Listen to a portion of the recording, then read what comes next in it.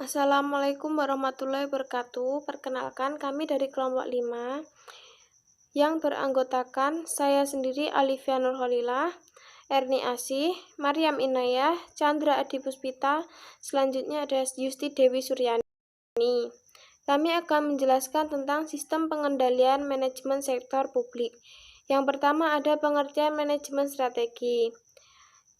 Ada beberapa pendapat para ahli tentang pengertian manajemen strategi.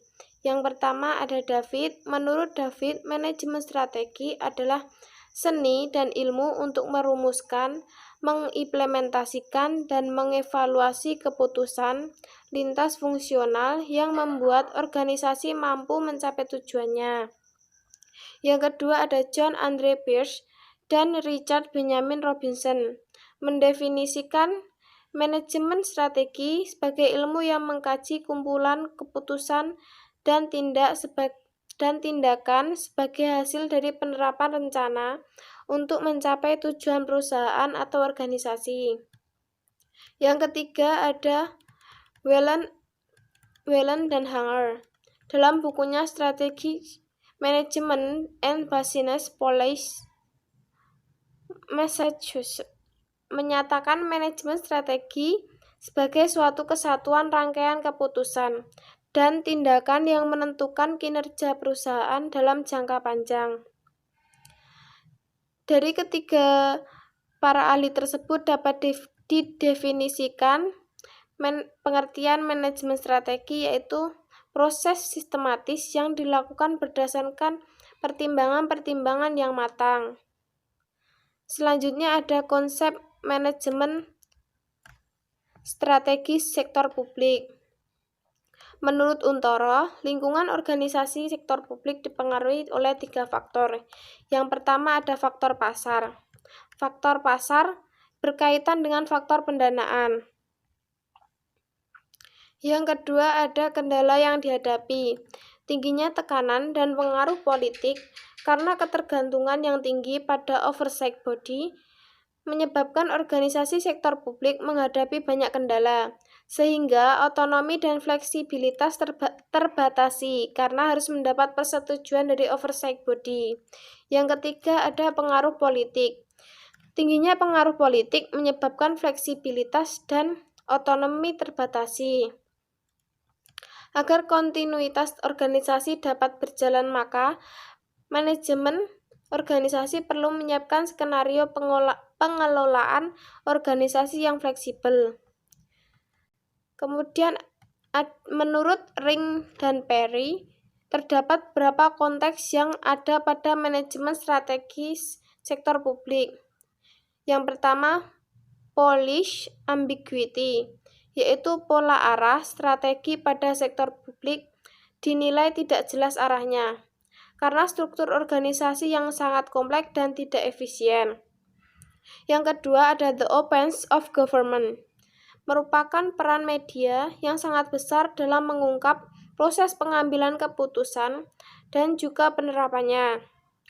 Yang ketiga, attentive publics, merupakan terdapat banyak kepentingan dan agenda tertentu dari beberapa kelompok yang mempengaruhi pemerintahan. Yang keempat, the time problem, yaitu manajemen strategi yang sangat memperhatikan masa jabatan serta peraturan yang membatasi waktu. Yang kelima, shaky coalitions, yaitu aliansi politis saat perencanaan dan pelaksanaan belum tentu sama komposisinya. Yang ketiga, selanjutnya ada menurut Jones dan Vanderblur, proses perencanaan dan pengendalian manajerial dalam organisasi sektor publik dibagi menjadi 5 tahapan, yaitu yang pertama, perencanaan tujuan dan sasaran dasar. Kedua, ada perencanaan operasional. Ketiga, penganggaran. Keempat, pengendalian dan pelaporan, analisis, dan umpan balik. Selanjutnya, menurut Mardiasmo, bahwa komunikasi formal terdiri atas aktivitas formal organisasi yang meliputi Perumusan strategi. Perumusan strategi merupakan tugas dan tanggung jawab manajemen puncak di dalam proses penentuan visi, misi, tujuan, sasaran, target, arah, dan kebijakan, serta strategi organisasi. Yang kedua ada perencanaan strategis. Perencanaan strategis adalah proses penentuan program aktivitas atau proyek yang akan dilaksanakan oleh suatu organisasi dan menentukan jumlah alokasi sumber daya yang akan dibutuhkan. Ketiga ada penganggaran. Tahap penganggaran dalam proses pengendalian manajemen sektor publik merupakan tahap yang paling dominan. Yang keempat ada penilaian kerja. Pengendalian manajemen melalui sistem penilaian kerja dilakukan dengan cara menciptakan mekanisme penghargaan atau reward dan sanksi atau punishment sebagai pendorong pencapaian strategi, tercapainya tujuan organisasi, dan menciptakan kepuasan setiap individu. Untuk mencapai suatu tujuan, organisasi sektor publik memerlukan rencana strategis untuk mencapai tujuan tersebut yang dirinci dalam program-program dan kegiatan-kegiatan yang dapat bersinergi untuk mewujudkan tujuan tersebut. Proses pengendalian manajemen sektor publik dapat dilakukan melalui komunikasi formal dan informal. Mardiasme menjelaskan bahwa komunikasi formal terdiri atas aktivitas formal organisasi, yaitu 1. Perumusan strategi, 2. Perencanaan strategi, 3. Penganggaran, 4. Penilaian kerja. Untuk mencapai suatu tujuan tertentu, organisasi sektor publik memerlukan rencana strategis untuk mencapai tujuannya tersebut, yang dirinci dalam program-program dan kegiatan-kegiatan yang dapat bersinergi untuk mewujudkan tujuan tersebut. C. Implementasi strategi pada sektor publik, yaitu menetapkan arah dan misi organisasi, memahami lingkungan internal dan eksternal, memformulasikan strategi, mengimplementasikan strategi, mengevaluasi dan mengawasi strategi.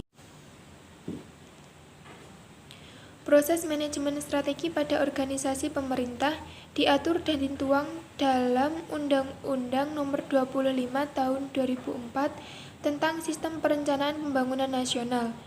Tahapan perencanaan pembangunan nasional meliputi A. Tahap penyusunan rencana, B. Tahap penetapan rencana, C. Tahap pelaksanaan rencana, D. Tahap evaluasi pelaksanaan rencana. Upaya untuk meningkatkan organisasi sektor publik melalui penerapan manajemen kinerja merupakan sebuah keharusan bagi organisasi tersebut untuk mengambil langkah-langkah strategi dalam memperbaiki kinerja organisasi. Manajemen instansi pemerintah masih berfokus pada kinerja keluaran output daripada hasil. Organisasi publik merupakan organisasi yang berhubungan dengan kepentingan umum dan penyediaan barang atau jasa kepada publik yang dibayar melalui pajak atau pendapatan negara lain yang diatur dengan hukum. Pengukuran kinerja membawa banyak dampak positif dalam organisasi sektor publik yang pada akhirnya membawa implikasi pada penguatan manajemen strategis, yaitu membawa ke arah transparansi, merupakan insentif bagi output, serta merupakan cara yang elegan untuk menciptakan akuntabilitas. Yang selanjutnya adalah sistem pengendalian manajemen sektor publik. Definisi dari sistem pengendalian manajemen itu sendiri adalah struktur dan proses sistematis yang terorganisir yang digunakan oleh manajemen untuk memastikan bahwa pelaksanaan kegiatan operasi organisasi sesuai dengan strategi dan kebijakan organisasi. Kemudian, elemen-elemen dari sistem pengendalian manajemen itu sendiri antara lain yang pertama adalah detektor atau pelacak. Di sini maksudnya adalah alat yang mengidentifikasi apa yang sedang terjadi dalam suatu proses yang sedang dikendalikan. Kemudian yang kedua adalah asesor atau pembanding. Maksudnya, alat untuk menentukan ketetapan dengan membandingkan kenyataan dan standar yang ditetapkan. Kemudian, yang ketiga adalah efektor yaitu adalah alat yang digunakan untuk mengubah sesuatu yang diperoleh dari asesor. Kemudian yang terakhir adalah jaringan komunikasi. Ini maksudnya adalah alat yang mengirim informasi antara detektor dan asesor dengan asesor dan efektor. Sebelum masuk pada tahap-tahap proses pengendalian manajemen, sistem pengendalian manajemen sektor publik berfokus pada bagaimana melaksanakan strategi organisasi secara efektif dan efisien sehingga tujuan dapat dicapai. Sistem pengendalian manajemen didukung dengan perangkat lain berupa struktur organisasi, manajemen sumber daya manusia, dan lingkungan yang mendukung. Menurut Mahmudi pada tahun 2007, sistem pengendalian manajemen terdiri dari 2 bagian, yaitu diantaranya adalah proses pengendalian manajemen dan struktur pengendalian manajemen. Proses pengendalian manajemen merupakan tahap-tahap yang dilalui untuk mencapai tujuan diantaranya. Yang pertama adalah perumusan strategi.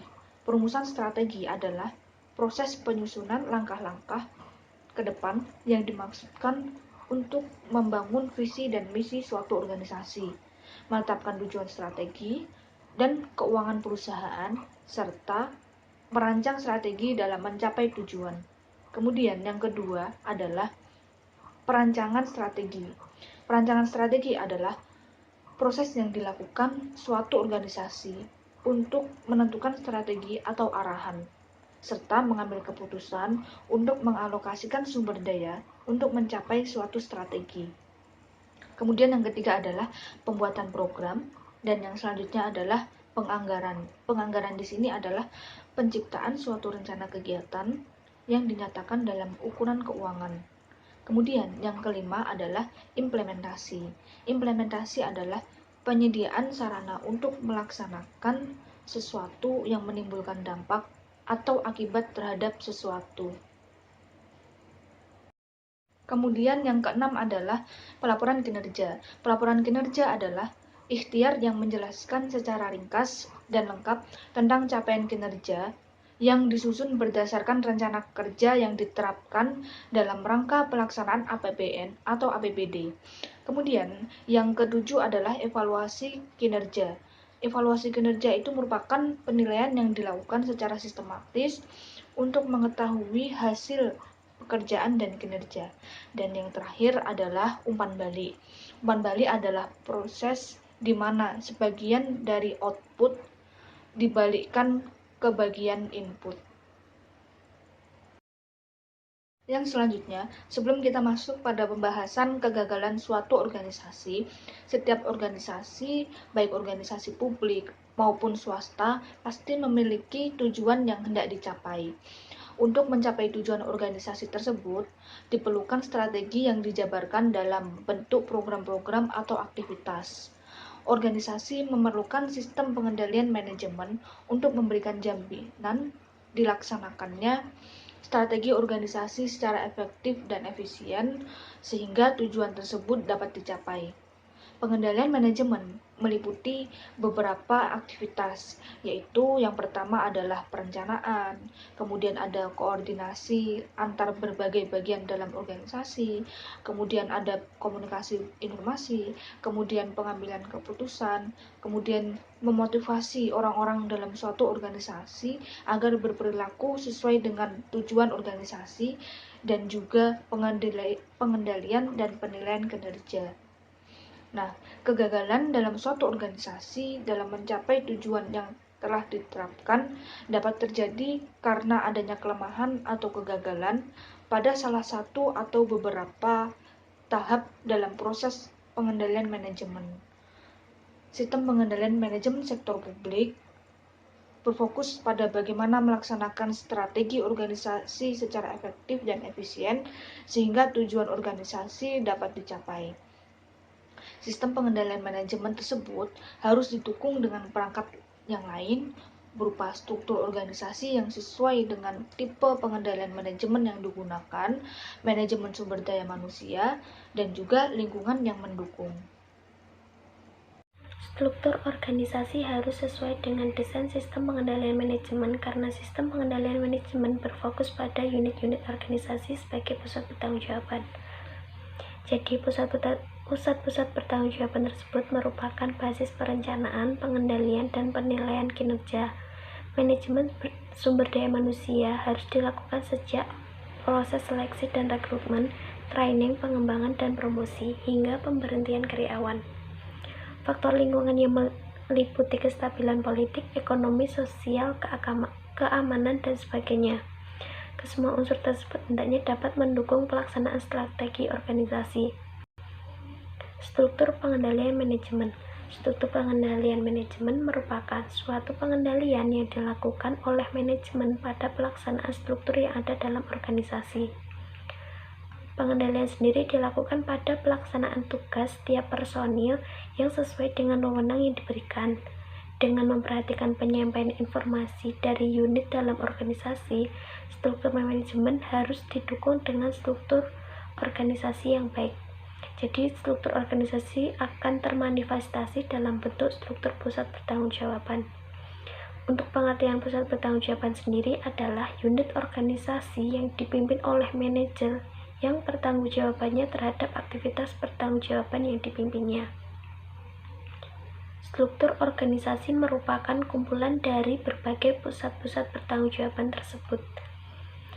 Di sini ada 7 dalam berbagai pusat pertanggungjawaban. Yang pertama, sebagai basis perencanaan, pengendalian, dan penilaian kinerja manajer dan unit organisasi yang dipimpinnya.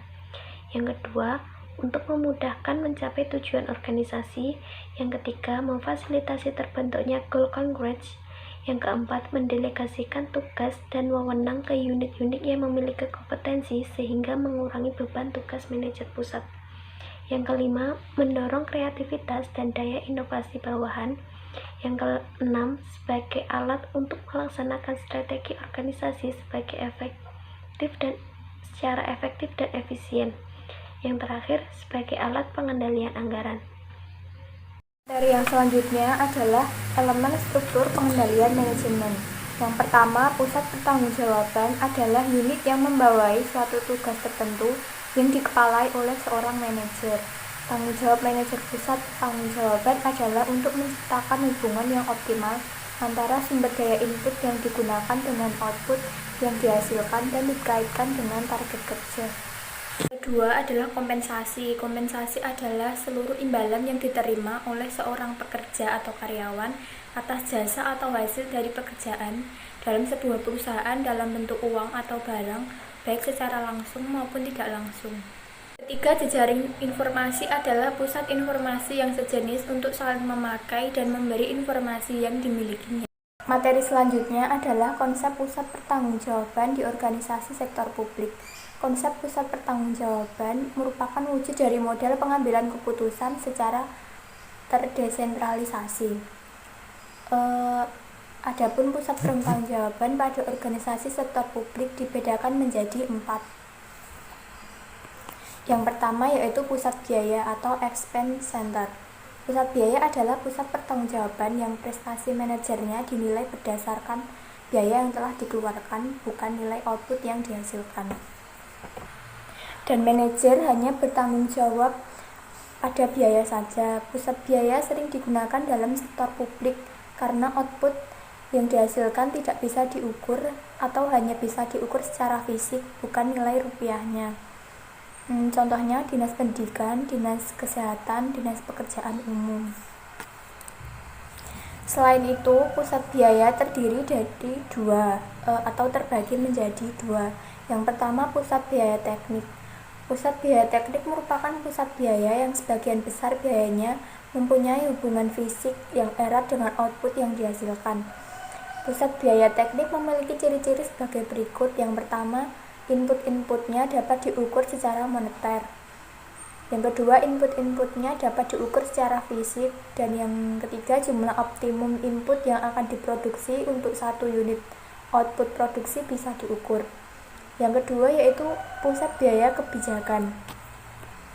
Pusat biaya kebijakan merupakan pusat biaya yang sebagian besar biayanya tidak mempunyai hubungan fisik yang erat dengan output yang dihasilkan. Pusat biaya kebijakan memiliki ciri-ciri sebagai berikut. Yang pertama, inputnya dapat diukur dengan satuan unit moneter. Kedua, outputnya diukur bukan bentuk fisik atau moneter. Dan yang ketiga, jumlah optimum input yang akan diproduksi untuk satu unit produksi tidak bisa diukur. Konsep pusat yang kedua adalah pusat pendapatan atau revenue center.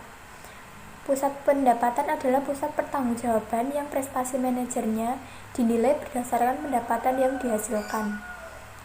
Pada dasarnya, pusat pendapatan tidak memiliki wewenang untuk menetapkan harga jual dan tidak bertanggung jawab atas harga pokok penjualan dari barang-barang yang dipasarkan atau dijual. Contohnya, Dirjen Pajak, Dirjen Bea Cukai, dan DPPKAD. Konsep pusat pertanggungjawaban yang ketiga yaitu pusat laba atau profit center. Pusat laba adalah pertanggungjawaban yang membandingkan input dengan output dalam suatu moneter, sehingga laba dapat diukur. Pada pusat laba, manajer bertanggung jawab terhadap penjualan dan biaya kinerja manajer dinilai berdasarkan laba yang dihasilkan. Contoh BUMN dan BUMD. Konsep pertanggungjawaban yang terakhir yaitu pusat investasi atau investment center. Pusat investasi adalah pusat pertanggungjawaban yang prestasi manajernya dinilai berdasarkan nilai laba yang dihasilkan dengan investasi yang ditanamkan pada pusat pertanggungjawabannya yang dipimpinnya. Pada pusat investasi, manajer bertanggung jawab terhadap penjualan, biaya, dan investasi modal. Contoh Balitbank. Sedangkan menurut literatur akuntansi manajemen seperti Hansen dan Mowen dan Hilton menambahkan satu pusat pertanggungjawaban yaitu pusat beban terbatas. Pusat beban terbatas merupakan unit yang menghasilkan output yang tidak dapat diukur secara finansial atau bagi unit yang tidak ada hubungan yang kuat antara pemakai sumber dan hasil yang dicapai. Pembahasan yang selanjutnya, contoh studi kasus dalam sistem pengendalian manajemen sektor publik tentang penurunan laba pada PT Pupuk Kalimantan Timur. Untuk kasus yang pernah terjadi, PT Pupuk Kalimantan Timur adalah salah satu perusahaan yang memiliki pusat pertanggungjawaban. Hal ini dapat dilihat dari struktur organisasi dan adanya anggaran pada PT Pupuk Kalimantan Timur. Menurut laporan evaluasi kinerja PT Pupuk Kalimantan Timur, laba dari PT Pupuk Kalimantan Timur pada tahun 2013 mengalami penurunan yang signifikan. Penurunan laba PT Pupuk Kalimantan Timur pada tahun 2013 adalah sebesar 941.945 dalam jutaan rupiah. Penurunan laba tersebut dapat disebabkan oleh realisasi pendapatan yang masih di bawah anggaran yang dibuat oleh manajer pusat pendapatan, maupun disebabkan oleh realisasi biaya yang terlalu tinggi dari anggaran yang dibuat oleh manajer pusat biaya. Oleh karena itu, penilaian kinerja manajer pusat pendapatan dan pusat biaya perlu dilakukan. Selain kedua pusat pertanggungjawaban tersebut, penilaian kinerja pusat laba juga perlu dilakukan. Sehingga dalam kasus penurunan laba pada PT Pupuk Kalimantan Timur, dapat diketahui manajer pusat pertanggungjawaban yang mana kinerja manajernya buruk dan tidak dapat melakukan tanggung jawabnya dengan benar. Sehingga solusi yang dapat diambil dari permasalahan yang dialami oleh PT Pupuk Kalimantan dalam sistem pengendalian manajemen adalah sebaiknya manajer pusat biaya melakukan evaluasi terhadap biaya produksi yang disebabkan oleh realisasi nilai tukar mata uang asing yang melebihi anggaran, dan biaya usaha yang dipengaruhi oleh realisasi penyaluran pupuk PSO yang bersubsidi yang melebihi anggaran, sehingga laba perusahaan tahun selanjutnya akan meningkat.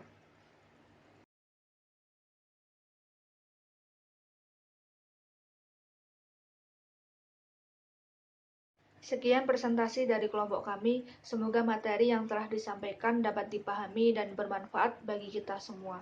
Kurang lebihnya mohon maaf. Billahi taufiq wal hidayah. Wassalamualaikum warahmatullahi wabarakatuh.